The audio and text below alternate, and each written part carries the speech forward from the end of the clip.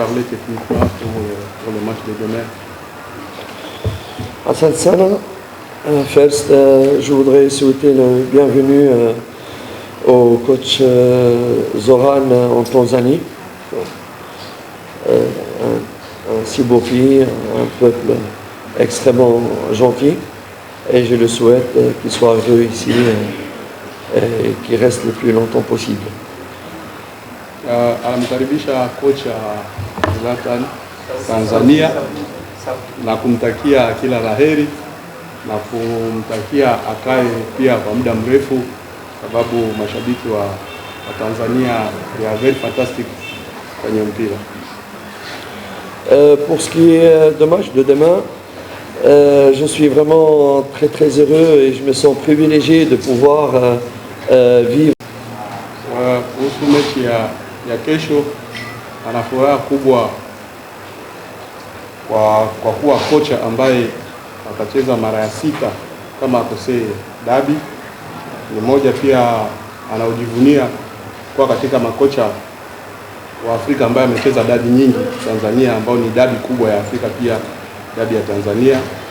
So ana hiyo furaha kuhusu kuwa mmoja wapo katika wale ambao wamecheza kwa muda mrefu dabi ya Tanzania kama mara 6. Sinon, nous nous sommes bien préparés. Je trouve peut-être que la date de derby vient très tôt pour les deux équipes. Peut-être la date elle est très tôt, ce qui n'a pas permis aux deux équipes vraiment de bien se préparer. Bon, on va s'adapter par rapport à cela et j'espère donc que le match soit un match d'une très grande qualité technique, physique et tactique pour les deux équipes, pour offrir un très bon spectacle en Tanzanie et au pays limitrophes. Et j'espère vraiment que le meilleur gagne et espérons qu'on soit vraiment le meilleur et que la chance soit de notre côté. Katika maandalizi amejiandaa vizuri, ijapokuwa dabi ya leo imekuja baada ya muda mfupi baada ya kumaliza ligi. Katika timu zote mbili hazikujiandaa kabisa kwa sana sababu ya muda, lakini lazima tu watajiadapt na muda ambao uliopo. Anajua itakuwa ni mechi nzuri kiufundi na kiutaalamu, na Mungu atasaidia matokeo yatapatikana mazuri, sababu ni mechi kubwa ambayo inatazamiwa na nchi nyingi sana za Afrika. So lazima itakuwa mechi nzuri sana na nategemea ushindi utakuwa upande wake. Kuja katika kipindi cha pre-season katika timu zote mbili, sababu ilikuwa muda ambao timu zilibidi ziwe kwenye pre-season, lakini mechi ya dabi imeingia kipindi hicho, so lazima tutajiadapt tu na hiyo system ambayo kama mechi iliyopita siku ya Mwananchi, Jesus Moloko na Kambole hawakuwepo. Kuna tatizo yoyote ambayo iliopo? So mechi ya kesho Jesus Moloko na Kambole watakuwepo? Ndio swali anaouliza kocha. Jesus Moloko na Darius Kambole walipata majeraha kwenye mechi ya kirafiki na Namungo, kwa sababu ya kutokuwepo. Lakini mechi ya kesho Jesus Moloko anaweza atakuwepo, ila Kambole kwa mechi ya kesho hatakuwepo. Asante. Swali la pili. Yes. Il parle de quel match? S'il veut parler du match Vipers, qu'il dit match Vipers. Parce que s'il dit tous les matchs tapés de grands résultats, d'abord les matchs amicaux ne sont pas faits pour faire de résultats, ils sont faits pour entraîner l'équipe et préparer l'équipe à la saison. Deuxièmement, s'il veut lui parler de résultats, je crois qu'on a perdu qu'un match sur 2-3 matchs. Repose-lui la question d'abord. Anauliza mechi ipi ambao unazungumzia ambao hawapata matokeo mazuri? Mchezo wa mwisho wa kukamilisha wachezaji hawakuwa na matokeo mazuri kwa Young Africans, na sababu tunaelekea kwenye mchezo wa ligi ya mtani wako. Watu walitamani kuona matokeo mazuri, hasa ukiangalia na usajili mkubwa ambao umefanya. Il demande pour le match du jour de la présentation contre Vipers parce que les supporters s'attendaient à avoir un bon résultat avec le recrutement que vous avez fait par rapport à votre adversaire. Vous savez, quand il s'agit d'un match amical, en période de préparation et de festivités, je pense que tout staff technique souhaite la victoire, bien sûr, dans toutes les compétitions qu'il joue. Mais quand il s'agit d'un match rafiki, un match amical, très important, il ne faudrait pas tout faire pour gagner au dépend de la préparation, au dépend de la santé et au dépend de découvrir de nouveaux joueurs ensemble. Ça, c'est une partie de la réponse.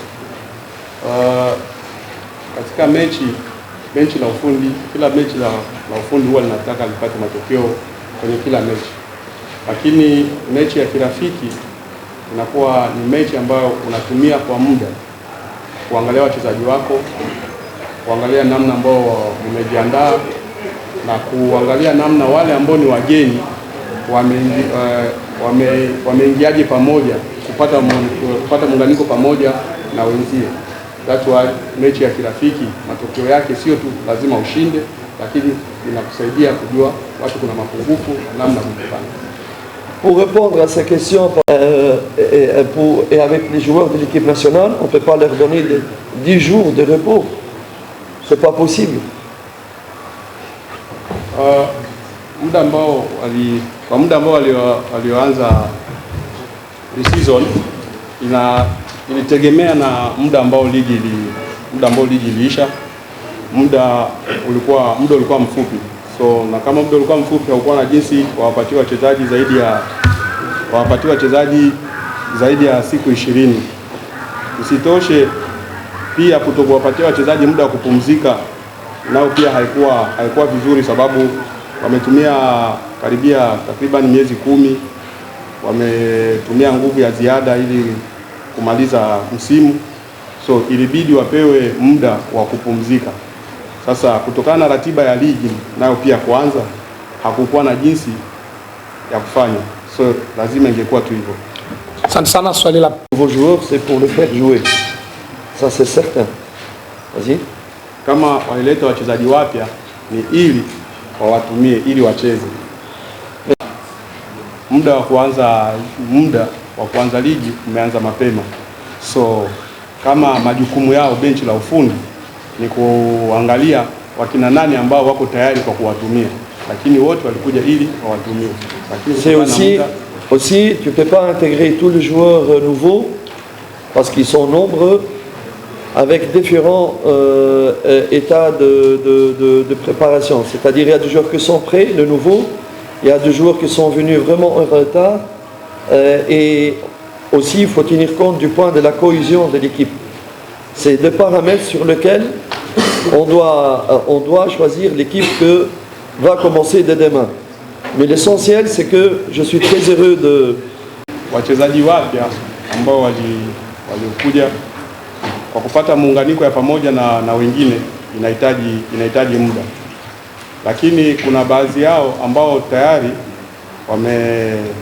wako tayari wanaweza kaingia kwenye timu kwa pamoja, ila isipokuwa huko mbeleni wataenda watakuwa wanawaingiza kidogo, mmoja baada ya mwingine mpaka waje wapate muunganiko, na watakapopata muunganiko itakuwa ni timu nzuri sana. So hata hitaji tena mumuulize swali watakapopata muunganiko, kwa nini fulani hacheze, kwa nini fulani amekaa benchi ijapokuwa ni mchezaji mkubwa. So ina maana watakuwa na timu ambayo ina wachezaji wakubwa wengi kwa kuwapanga. Kuna baadhi ambao watakuwa nakaa benchi, wengine wanacheza. Je viens de dire, il faut vraiment comprendre que l'évaluation d'une équipe en période de préparation,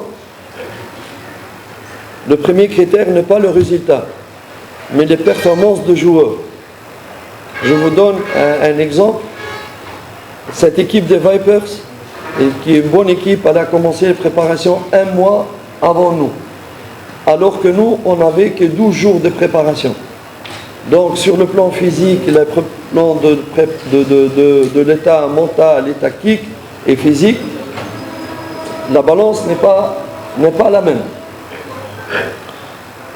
Ça c'est une chose. Mechi ya kirafiki ni mechi ambayo sio lazima kupata matokeo, lakini ni mechi ambayo huwa unaangalia wapi ambapo kuna matatizo ili urekebishe.